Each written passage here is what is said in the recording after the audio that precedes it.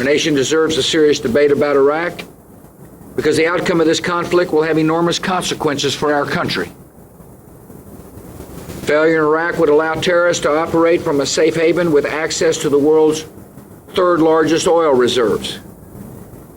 Failure in Iraq would increase the probability that at some later date American troops would have to return to Iraq to confront an enemy more dangerous and more entrenched. Failure in Iraq would send an unmistakable signal to America's enemies that our country can be bullied into retreat. America's involvement in Iraq does not have to end this way. Our main enemy is Al-Qaeda and its affiliates. Their allies choose their victims indiscriminately. They murder the innocent to advance a focused and clear ideology. They seek to establish a radical Islamic caliphate so they can impose a brutal new order on unwilling people. The interesting thing about the Iraq debate, by the way, is I don't hear a lot of discussions about what happens if we fail. But there needs to be a serious discussion about what happens if we create a vacuum into which radical movements flow. If you're worried about Iran, then it's really important that people understand the consequences of us leaving before the job is done.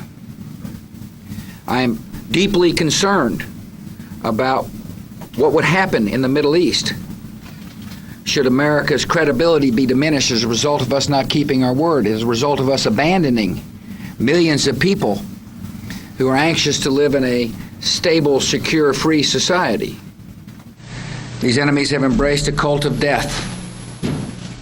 They are determined to bring days of even greater destruction on our people. They seek the world's most dangerous weapons. Against this kind of enemy, there is only one effective response. We must go on the offense, stay on the offense, and take the fight to them. Just this week, our military forces announced the capture of one of al-Qaeda's top Iraqi leaders. He helped to form what al-Qaeda calls the Islamic State in Iraq, an attempt to replicate what the Taliban had created in Afghanistan. Our enemy, the enemies of freedom, love chaos. Out of that chaos, they could find new safe havens. Withdrawal would have emboldened these radicals and extremists. It would have confirmed their belief that our nations were weak. It would help them gain new recruits, new resources. It would cause them to believe they could strike free nations at their choice. Withdrawal would have increased the probability that coalition troops would be forced to return to Iraq one day and confront an enemy that is even more dangerous. Failure in Iraq should be unacceptable to the civilized world. The risks are enormous.